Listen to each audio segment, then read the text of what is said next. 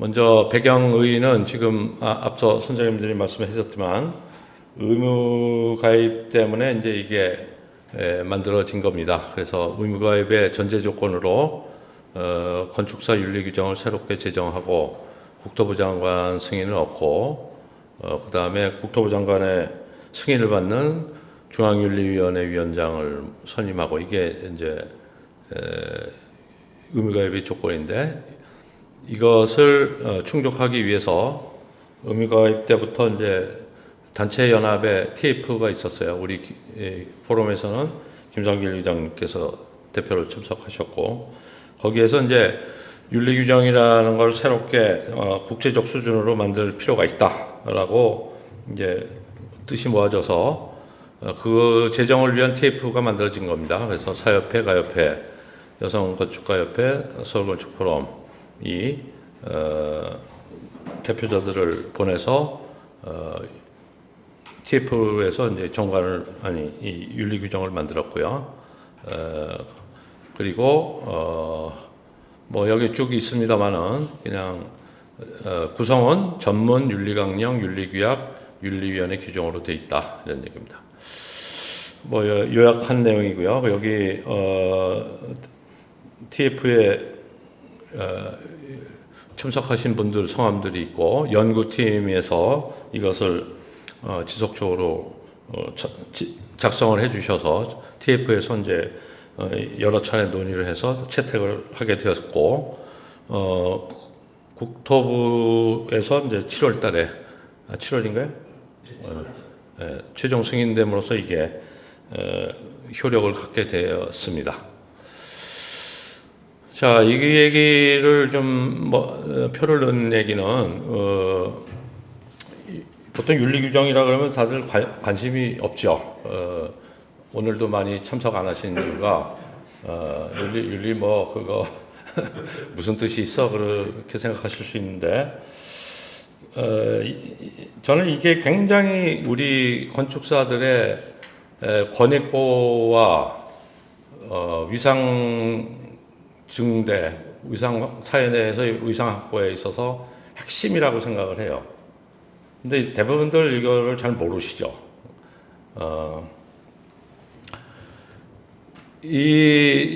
지금 우리 건축사협회라고 하는 것들의 시초가 이제 뭐 영국, 미국, 프랑스, 독일 이런 데 다 있습니다만은 그게 최초로 만들어진 게 대개 19세기 중반입니다.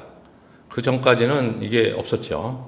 있었다 그러면 이제 프랑스에 아카데미라는 거가 있었는데 그 아카데미라고 하는 거는 건축가라고 하는 것이 그 전까지는 왕족, 귀족, 뭐 종교, 집단, 교회죠. 이런 것을 위한 고급 건축을 하는 사람들의 건축가들을 우리가 건축가라고 그러고 그걸 아키텍처라고 그러고 그렇지 않은 건 그냥 빌딩이라고 그랬죠.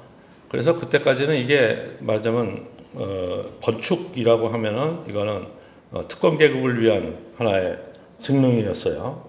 자, 이러다가 이게 근대 혁명들이 쭉 일어나죠. 정치혁명도 일어나고 산업혁명이 일어나고 민주주의도 도입이 되고 그러면서 그 특권 계급들이 없어지면서 이 건축가라는 직능이 드디어 이게 민중에게 봉사하는 직능으로 바뀝니다. 그게 이제 되게 19세기예요.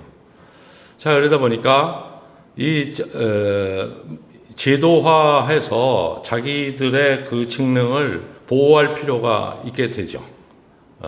그러니까 그 전까지는 왕권에 의해서 보호가 됐다면 이제는 어떤 그 민주주의 사회 내에서 자기 직능을 보호할 필요가 생기게 되고, 요게 이제 영국 같으면은 34년에 리바가 생기고 47년에 이제 AA가 생기고 63년에 이제 리지스터드 아키텍트, 라이센스드 아키텍트라는 게 생깁니다. 이거는 이제 보통 타이틀러라고 그러죠.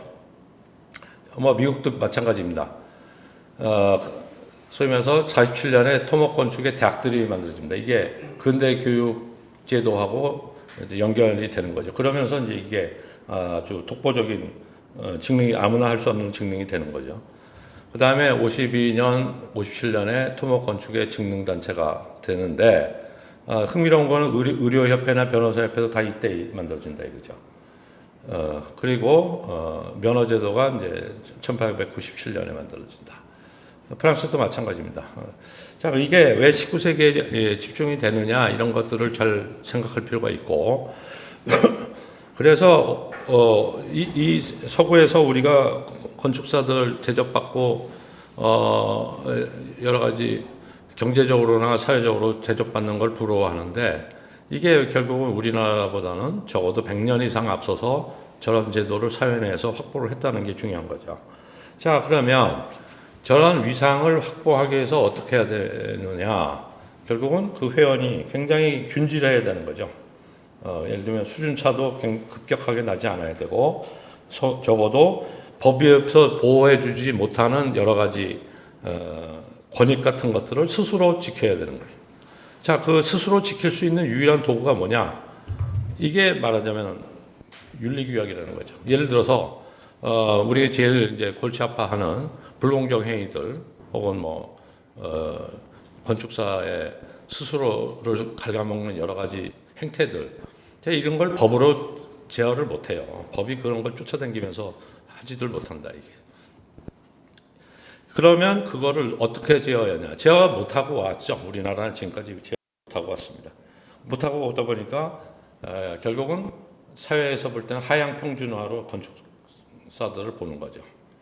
결국 아주 역설적인데 의무가입이라고 하는 것이 만들어진 게 우리가 문제 있다고 생각하는 그 건축사 직능을 제대로 수행하지 못하고 있던 사람들 때문에 사실 사회적 공감대에 의해서 의무가입이 만들어졌는데 그것 자체가 의무가입으로 되기 전에 우리가 이런 것들을 스스로 만들고 했더라면 이런 의무가입이라는 어떻게 보면 좀 약간 굴욕적인 제도도 없지 않았을까 이런 생각이 듭니다.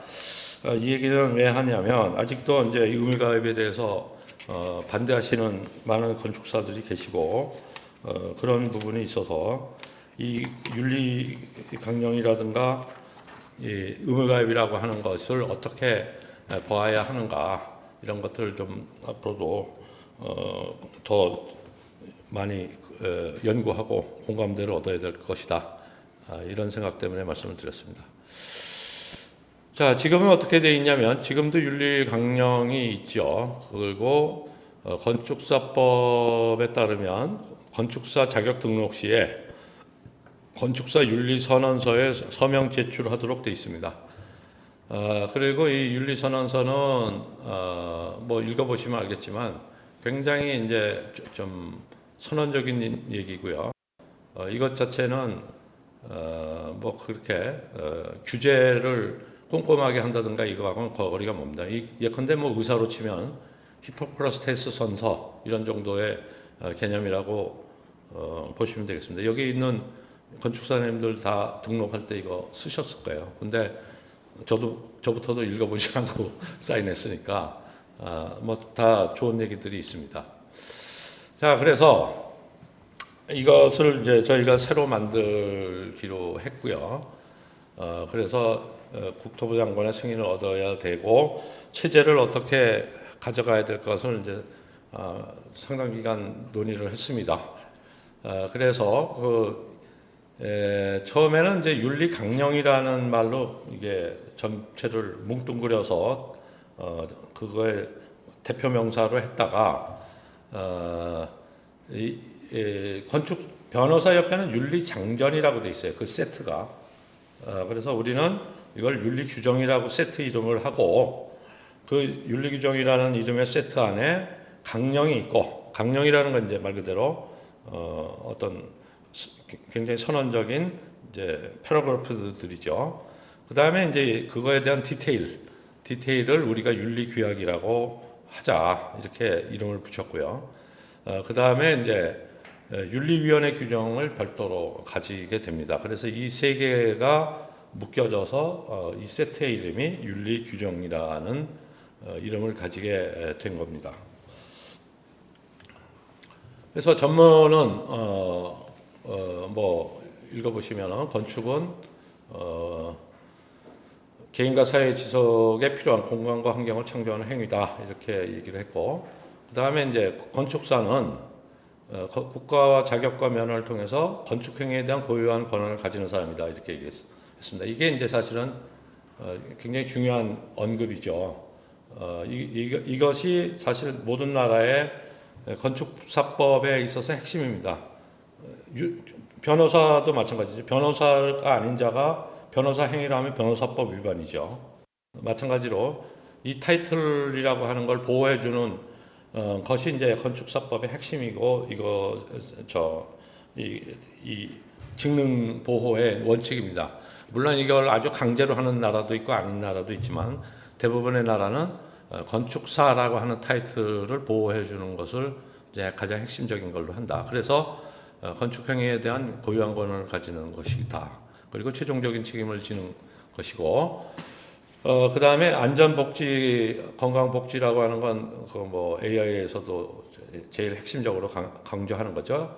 HS, Safety, Welfare, HSW라는 것이고, 그래서 뭐 전문성, 청렴성, 공공성을 가져야 된다. 뭐 이런 내용이 이제 전문에 있습니다.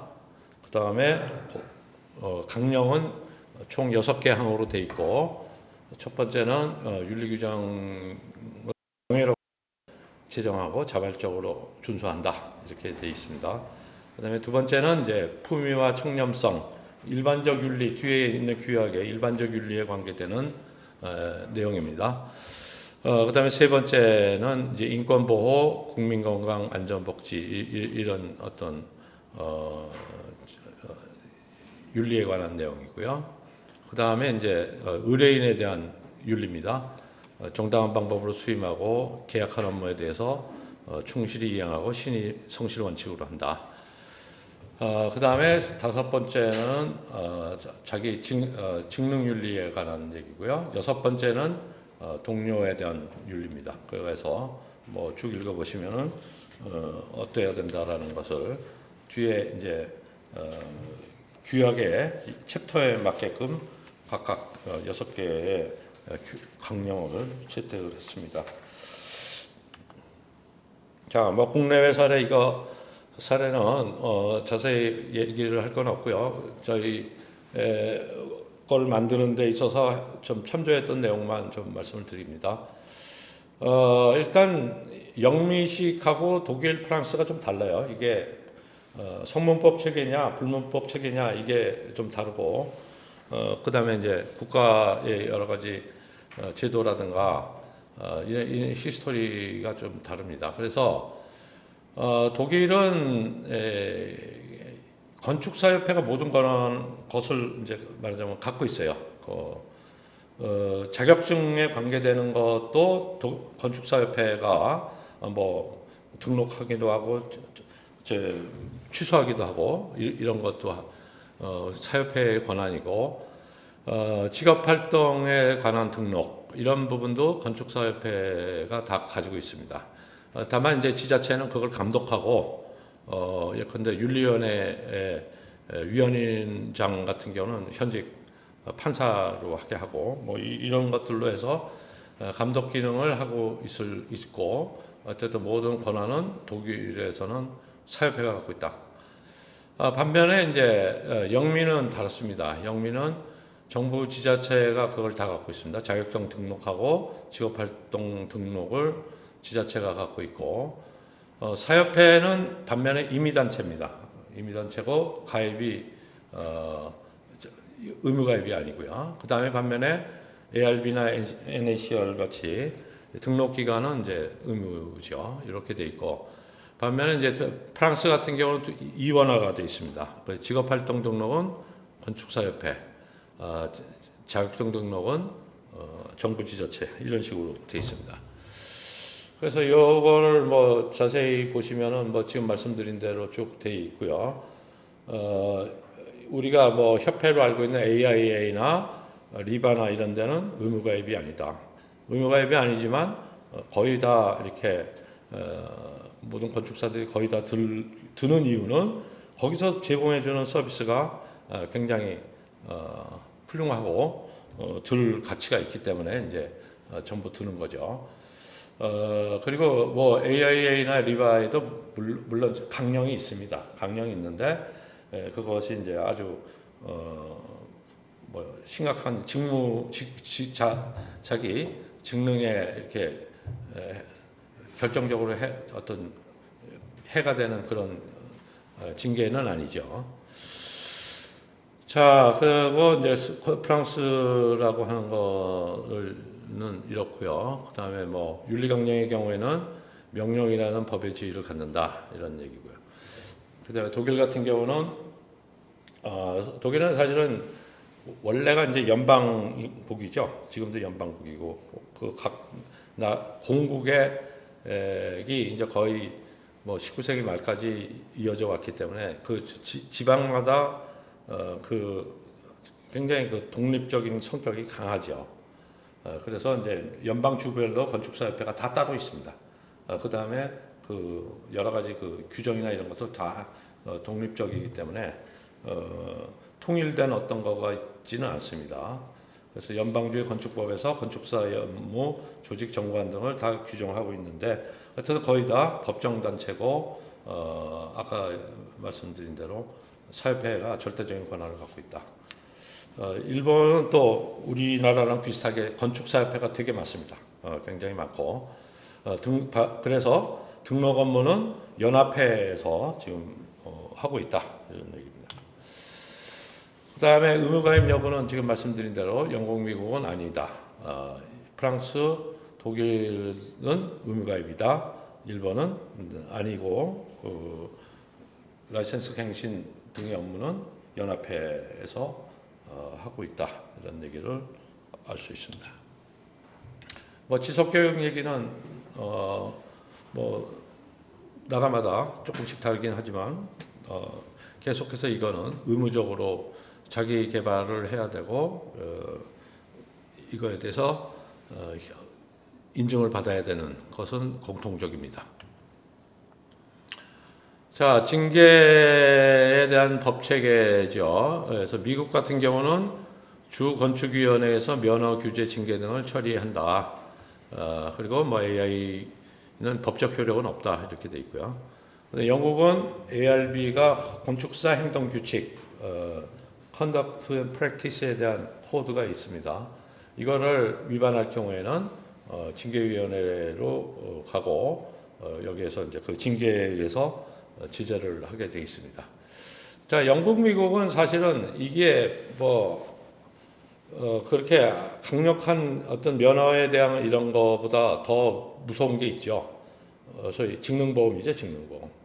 그러니까 경제적으로 어떤 그런 일들이 벌어졌을 때 결국 소송이 들어오고 소송이 들어와서 그렇게 되면 보험회사가 그 소송한 소위 건축물 사용자한테 배상을 하고 결국 그 보험사는 이 해당 건축사한테 구상권을 청구하거나 아니면 보험료로 할증을 해버리죠.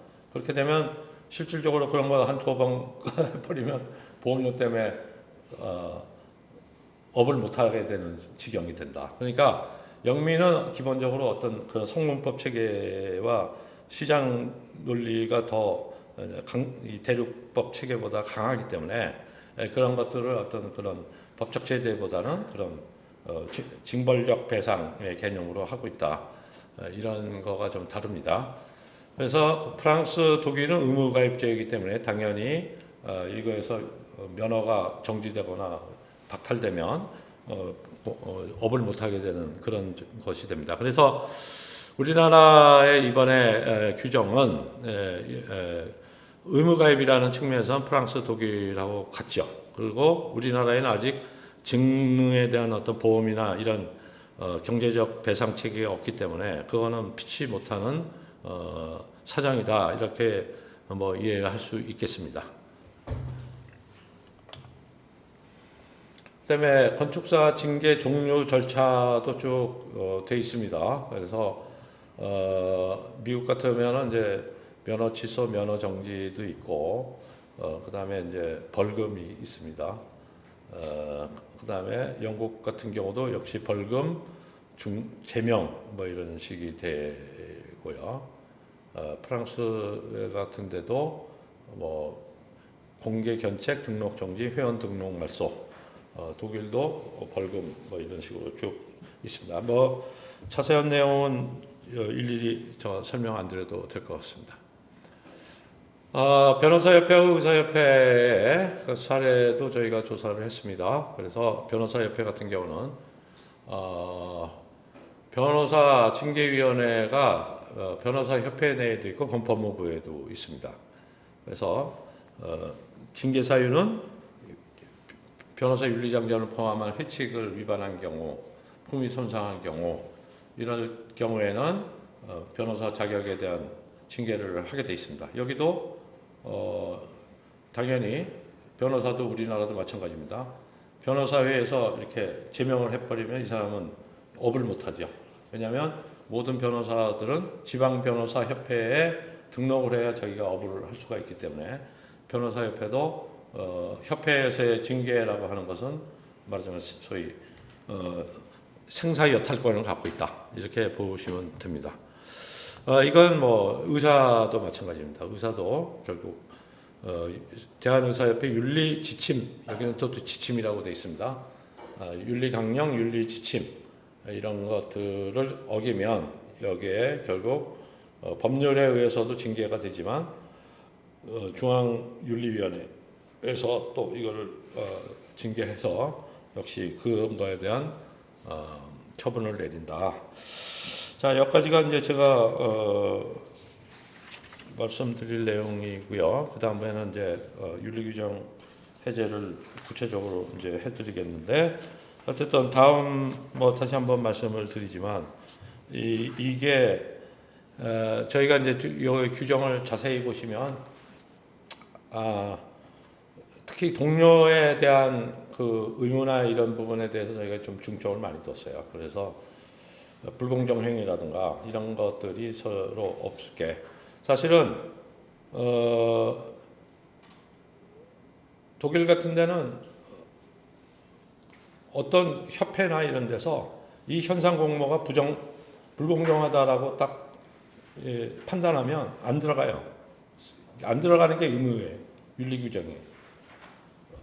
그러니까 우리 같으면 예컨대 이런 거죠. 어떤 회사가 지명 공모를 하는데 뭐 짜고 치는 거라든가 들러리 세우는 게 분명하다, 그럼 사실 안 들어가야 되거든요. 네? 그거 안 들어가야 되고, 들어가는 사람을 동료에 대한 배신으로 그걸 이렇게 소리 고지하거나 고발해야 되는 게 맞아요. 그러니까 우리는 아직 그 수준까지 되려면 좀 멀었지만 그런 관련된 규정들이 여기에 다 담겨져 있습니다. 그리고 뭐 대표적인 게 이런 거죠. 건축주는 A 업체에 시켜서 아이디어 받고 B 업체에 또 받아보고 C 업체한테 불러가지고 가격 제일 싼 사람한테 이 아이디어 몰아서 이렇게 주는 행위, 이런 행위 있잖아요. 이거 우리가 우리 살을 깎아먹는 가장 나쁜 행위인데, 그거를 법으로 어떻게 막습니까? 민간에서 그렇게 하는 거를. 그런 거를 어떻게 해서 막을 수 있느냐면, 우리 윤리 규정에 있습니다만은 A에서 B로 넘어가고 C로 넘어갈 때, A 건축사가 B로 넘어갈 때 B는 A한테 나 이게 하게 됐습니다라고 통보를 하게 돼 있어요. 여기에. 예. 그것만 제대로 지키면 건축주가 이렇게 말하자면 쇼핑하듯이 이렇게 하는 걸 못하게 되겠죠. 못하게 되고, 더 나가면 이렇게까지 할 수 있죠. C가 A하고 B한테 지불했어야 마땅한 돈까지를 엎어서 C가 계약을 하면 해서 C가 A하고 B에게 지불을 하게 할 수도 있죠. 이건 태국에서 그렇게 합니다. 그러니까 사실은 그런 것들이 사실은 윤리 강령의 핵심이에요. 나머지 건 뭐 그냥 법 없이도 살 사람들한테는 다른 얘기는 다 뭐 있으나 마나한 얘기고, 제일 윤리 규정이 중요한 거가 뭐냐? 그 부분입니다. 우리 스스로를 지킬 수 있는 근거가 법에서 못하는 걸 여기서 담고 이걸 서로 지키면서 약속을 하는 거죠. 이게 서양에서는 오래전에 길드에서부터 있었던 전통입니다. 길드에서 자기의 직업의 비밀을 누설하거나, 그렇죠? 자기끼리의 걸 하거나, 아니면 동료를 모함하거나 자기가 더 잘할 수 있다라고 거짓 선전하거나 하면 길드에서는 제명을 해요. 제명을 하는 걸 독일 말로 슐레쇼르트라 그러는데, 이게 코를 띈다는 얘기예요. 이게 귀를 띈다. 길드 하나 졸업할 때마다 귀걸이를 하나씩 주는데, 이걸 뜯어내면 슐레쇼르트, 이거 뜯어낸다는 얘기거든요. 그러니까 그게 벌써 중세 때부터 있었던 전통이란 말이죠. 그러니까 이 사람들은 자기 직능을 지킬 수 있는 그 오래된 전통 안에서 자연스럽게 이게 만들어지고, 이거에 의해서 지금도 되니까 그 사람들은, 아키텍트라는 사람이 그렇게 사회 내에서 경제적으로나 사회적으로 이게 대접을 받는데, 반면 우리나라는 어떻습니까? 1960년대에 건축법 만들자마자 소위 말해서 톱다운 방식으로 건축사가 만들어지고, 또 건축사가 만들어지니까 기존에 있던 건축가협회나 이런 데서는 인정을 안 하고, 지금 여기까지 와 있고, 이런 분열 가운데서 결국은 무슨 일이 벌어지냐? 그거 얘기하신 불공정 행위, 그 현상 설계가 됐던 민간이 됐던 공공이 됐던 그런 설계사무소 쇼핑하는 그런 거에 속수무책으로 당하고 있는 거, 덤핑하는 거 당하고 있는 거, 이런 것들을 이제는 우리가 막아야 됩니다. 막아야 우리가 제대로 우리 권익을 지킬 수 있고, 또 그렇게 하기 위해서 또 사회적으로 존경받을 것을 해야 되고, 그래서 어쨌든 제가 말씀드리는 것은 이 윤리 규정은 무슨 남을 위한 거가 아니다, 우리를 위한 것이다. 이 말씀을 다시 한번 강조드리겠습니다.